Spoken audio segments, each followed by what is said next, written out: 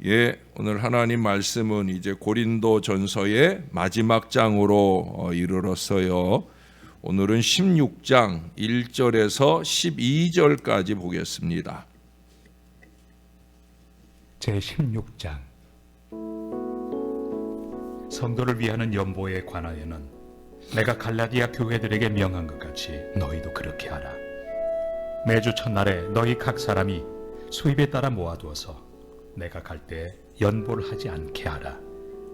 내가 이를 때 너희가 인정한 사람에게 피은지를 주어 너희의 은혜를 예루살렘으로 가지고 가게 하리니 만일 나도 가는 것이 합당하면 그들이 나와 함께 가리라. 내가 마게도냐를 지날 터이니 마게도냐를 지난 후에 너희에게 가서 혹 너희와 함께 머물며 겨울을 지낼 듯도 하니 이는 너희가 나를 내가 갈 곳으로 보내어 주게 하려 함이라. 이제는 지나는 길에 너희 보기를 원하지 아니하노니 이는 만일 주께서 허락하시면 얼마 동안 너희와 함께 머물기를 바람이라. 내가 오순절까지 에베소에 머물려 함은 내게 광대하고 유효한 문이 열렸으나 대적하는 자가 많음이라. 디모데가 이르거든 너희는 조심하여 그로 두려움이 없이 너희 가운데 있게 하라. 이는 그도 나와 같이 주의 일을 힘쓰는 자입니다. 그러므로 누구든지 그를 멸시하지 말고 평안히 보내어 내게로 오게 하라. 나는 그가 형제들과 함께 오기를 기다리노라. 형제 아볼로에 대하여는 그에게 형제들과 함께 너희에게 가라고 내가 많이 권하였으되 지금은 갈 뜻이 전혀 없으나 기회가 있으면 가리라. 아멘. 이제 마지막 인사 부분에 접어들었습니다. 그동안 바울이 다룬 주제들은 이 고린도 교회가 안고 있는 문제들에 대한 해설이라고 말씀드릴 내용들이었습니다. 그러나 이제 이 서신을 마무리하면서 바울이 별도의 권면, 별도의 부탁을 덧붙이고 있습니다. 첫 번째 부탁은 뭐예요? 헌금 부탁입니다. 헌금. 연보가 뭔지 아시죠? 연보는 헌금이에요. 헌금. 바울도 헌금 얘기를 합니다. 나중에 고린도 후서에서도 또 헌금 얘기를 합니다. 하나님은 헌금 얘기를 하시고요. 헌금을 제대로 못하면 헌금에 대해서 잘 가르치기를 원하십니다. 그래서 이렇게 뜨문뜨문 말씀 속에서 헌금을 말씀하고 있어요. 바울은 고린도 교회 성도들에게 성도를 위한 연보에 대하여 교훈하면서 자신이 갈라디아 교회들에게 명한 것 같이 그렇게 하라고 명하고 있어요. 그것은 매주 첫날에 각 사람이 이익을 얻는 대로 수입에 따라서 저축하여 두어서 바울이 교회를 방문할 때 따로 연보를 하지 않게 하라 이렇게 부탁을 합니다. 그건 왜 그러느냐? 성도들의 헌금이 자발적인 헌신으로 이루어져야 하기 때문에 그런 거예요. 헌금을 할 때 자발적인 감동에 따라 그것을 실천하는 거죠. 바울이 왔으니까 바울 눈치를 보고 목회자 눈치를 보고 그건 이미 헌금이 아닌 거예요. 바울이 방문하였을 때 헌금을 하게 되면 성도들의 헌신이 강요에 의한 느낌을 줄 수 있다. 그래서 미리미리 하라는 거예요. 나를 의식하지 말고 하나님 바라보면서 준비해 두라는 거예요. 그래서 바울은 고린도 교회가 미리 헌금을 예비해 두었다가 자신이 방문했을 때 자기에게 전해줄 것을 부탁했어요. 자기가 갖기 위한 건 아니고요. 이제 그 다음 말씀에 보면 예루살렘에 전할 그런 헌금으로서의 그런 의미입니다. 여러분, 헌금은 두 가지 정신이에요. 그것은 하나님께 대한 감사의 뜻으로 바치는 것이고요. 그리고 또 한 가지는 바로 이 복음 사역과 가난한 이웃에 대한 사랑을 실천하는 일을 목적으로 해야 됩니다. 그러므로 고린도 교회 성도들이 매주일 헌금을 바칠 때 성도들은 하나님과 이웃에 대한 사랑을 쌓아 나갈 수 있었던 거예요. 바울은 이런 일들이 자발적으로 이루어지기를 원했고요. 미리미리 하기를 원했습니다. 왜냐하면 미리 하지 않으면 안 하게 되고 보이려고 하게 되는 거예요. 제가 우리 아이들이 어렸을 때부터 늘 하게 한 일이 뭐냐면 헌금은 미리 준비해서 드리는 거다. 지금도 그래요. 지금도. 예. 요새는 월급을 다 통장으로 받잖아요. 그러니까 아이들이 현금이 없어요. 그러니까 우리 아이들은 자기들이 월급 받으면 자기 엄마한테 현금을 좀 이렇게 부탁을 해요. 찾아달라고 부탁을 하면 그러면 현금을 미리 이렇게 자기 방에다가 11조 갖다 놓고 뭐 원하는 헌금 액수를 갖다 놓으면 엄마한테 이렇게 이체를 해요. 올해 보니까 작년에 보니까 이제 아이들이 헌금을 꽤 했더라고요. 그래서 기부금 영수증 떼고 하는데 제가 마음이 많이 흐뭇한 마음이 들었어요. 미리 하는 거예요. 미리.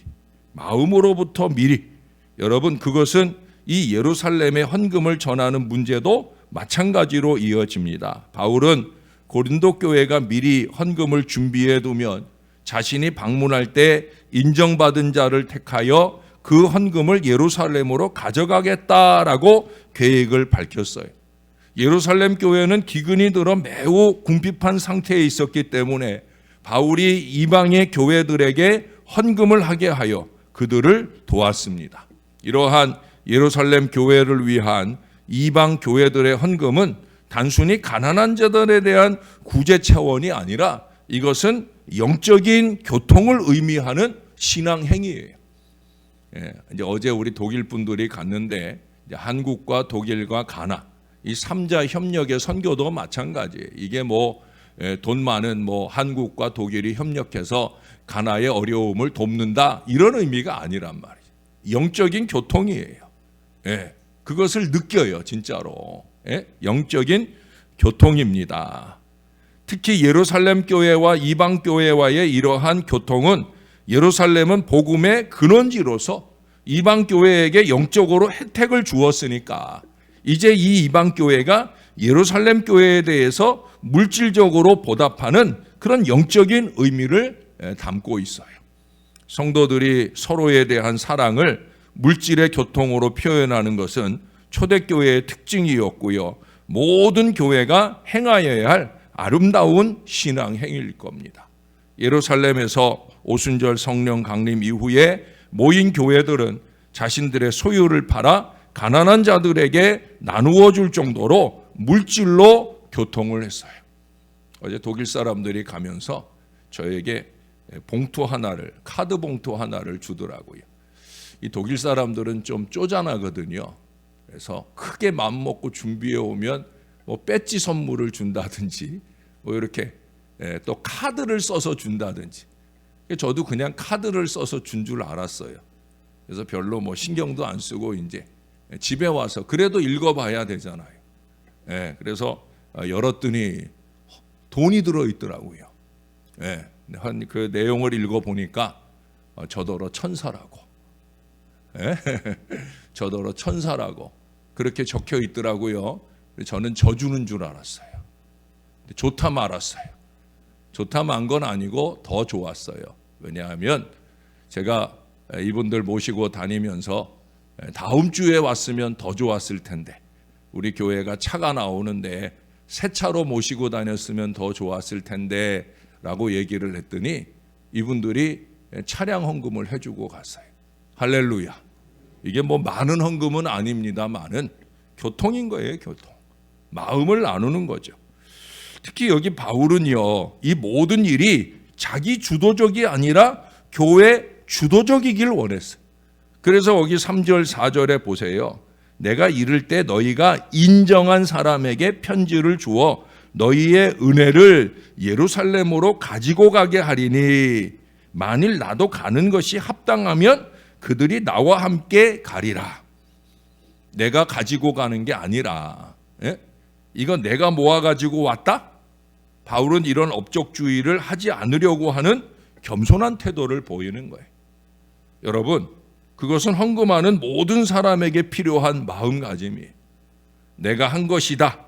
내 자랑을 위한 헌금이어서는 절대 안 된다는 거예요. 주님의 기쁨을 위하고 다른 사람들의 유익을 위해 무엇보다 교회의 덕을 세우기 위한 모범적이고 기본적인 신앙 표현이 되어야 된다는 거예요. 필요한 때 제대로 드려져야 됩니다. 두 번째는 만남 부탁을 하고 있어요. 바울은 고린도 교회에 대한 방문 계획을 밝히면서 주께서 만일 허락하시면 그들과 함께 얼마 동안 유하기를 원한다라고 밝히고 있어요. 바울이 주께서 만일 허락하시면이라는 이 단서를 붙인 것은 주의 뜻이 어떠한지를 아직은 알지 못하였고 자신의 그 모든 행보를 결정하시는 분은 오직 주님이시다. 이 고백을 드리고 있는 거예요. 이러한 바울의 자세는 모든 일을 하나님의 인도하심을 받고 하나님께 맡기는 신앙의 자세를 보여줍니다. 하나님께서는 바울의 모든 사역에 함께 하시며 그의 갈 길까지 인도하시고 지시하심으로써 그 복음 증거의 사역을 이루어 가셨던 거예요. 뿐만 아니라 이러한 자세로 만날 때 그 모든 만남이 인간적인 만남이 아니라 신령한 교제가 될 수 있기 때문이에요. 여러분, 우리의 많은 만남이 신앙으로 시작해서 인간적으로 끝나는 걸 보게 되어집니다. 심지어 어떤 경우는 마귀적으로 끝나는 경우도 보게 되어집니다. 처음 만남은 니은이고요. 두 번째 만남은 시옷이에요. 만남이 되지 않는다 말이에요. 우리의 만남은 신앙인의 맛이 나야 되는 거예요. 제가 이 주제의 제목을 쓸 때 여러분 아까 제가 주제 제목을 두 번째 제목을 읽을 때 느끼셨나 몰라요. 제가 시옷 받침으로 쓰고 가로 열고 니은 받침을 썼어요. 그리고 가로 닫고 만남 부탁이라고 적었어요. 맛있는 만남이 되기를 부탁하고 있는 거예요. 만나서 맨 남의 험담이나 주고받고 세상 얘기나 나누는 곳에 무슨 맛이 나겠습니까? 썩은 냄새만 날 뿐입니다. 주의 뜻이 살아나는 그 만남을 가져야 되는 거예요. 그래야 제대로 맛이 나지 않겠어요? 만날 맛이 나고 만나고 싶고 그런 거지요. 이게 만나자고 하면 겁이 나고 걱정되면 이거 슬픈 일 아니에요. 전화벨이 울려서 누가 전화했는가 보는데 별로 안 받고 싶고 가슴이 떨리고 이건 행복한 만남이 아닐 거예요. 여러분, 오늘 바울의 이러한 신앙 자세는 모든 성도가 본받아야 할 자세입니다. 만일 주의 뜻이라면 자기 생각이 아니에요. 주님이 뜻하는 바예요. 야고보 사도는 인간이 자신의 일을 계획하고 장담하는 것이 교만한 죄악임을 밝히면서 주의 뜻이면이라는 이 단서를 모든 계획에 대한 진술에 붙일 것을 교훈하고 있어요. 야고보서 4장 15절을 가서 한번 읽어보세요. 여러분, 이것은 물론 단순한 입술의 말이 문제가 아니라 그러한 사상을 좀 지니라는 거예요. 생각을 지니라는 거예요. 마음가짐을 좀 가지라는 거예요.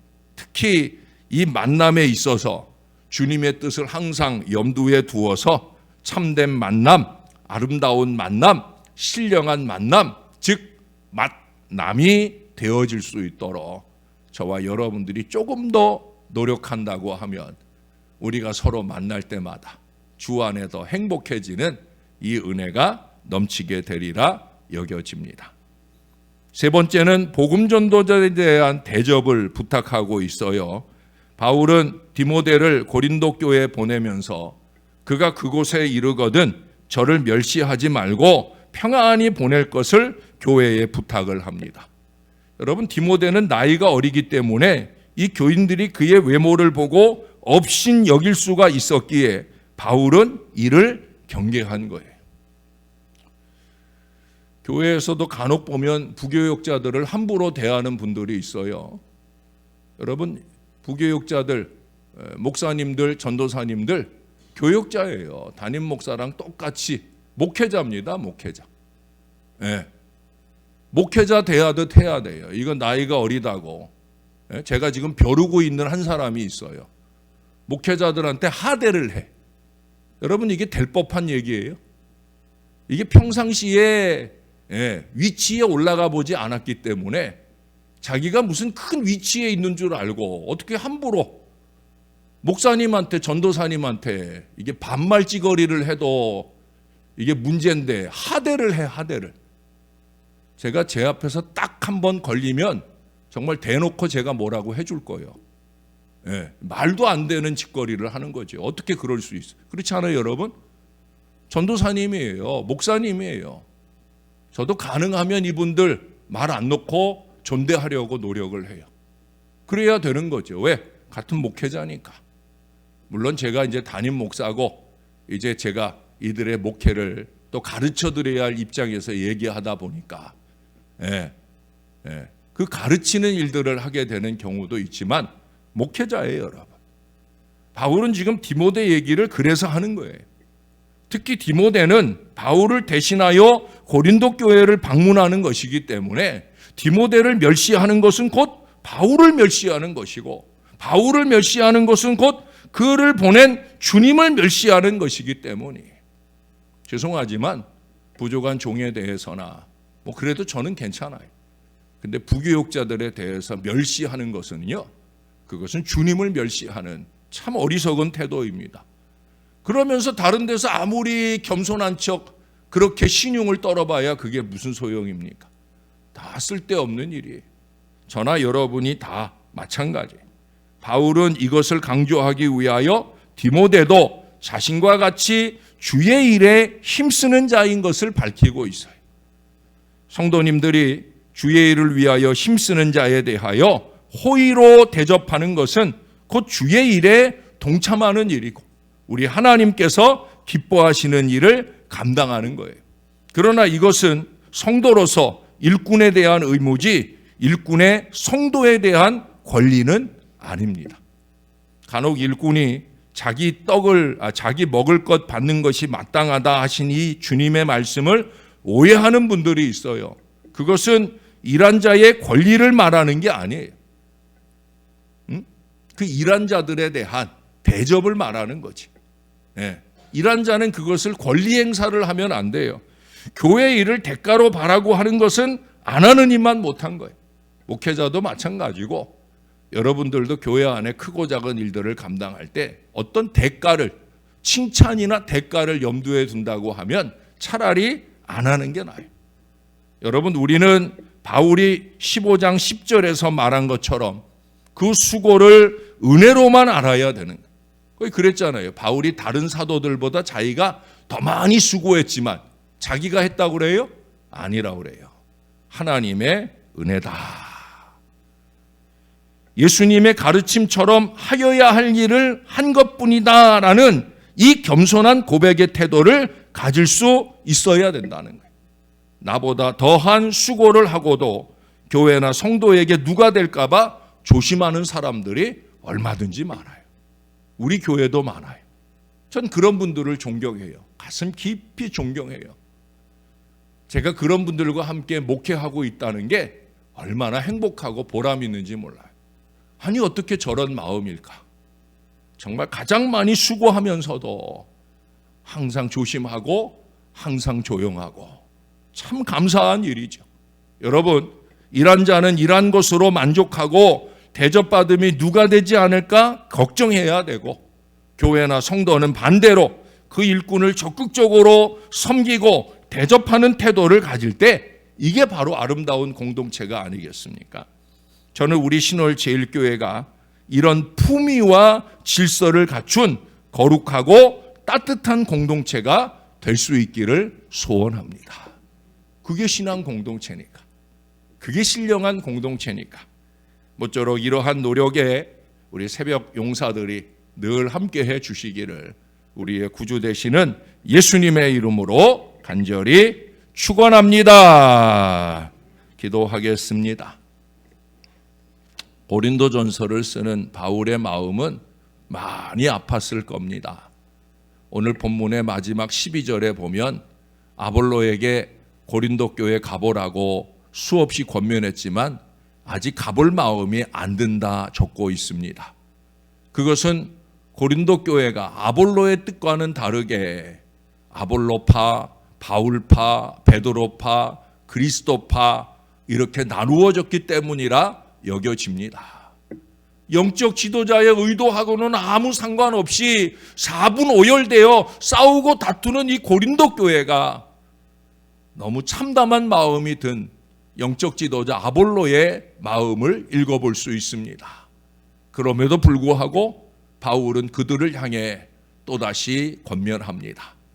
그들이 조금 더 잘 신앙하기를 주 안에 하나 되어 품위와 질서를 가진 아름다운 신앙 공동체 되기를 원하여 아주 세세한 부분 하나하나 놓치지 않고 이 고린도 교회를 권면하고 고린도 교회를 아름답게 세워가려고 노력하는 말씀들을 보았습니다. 우리 하나님,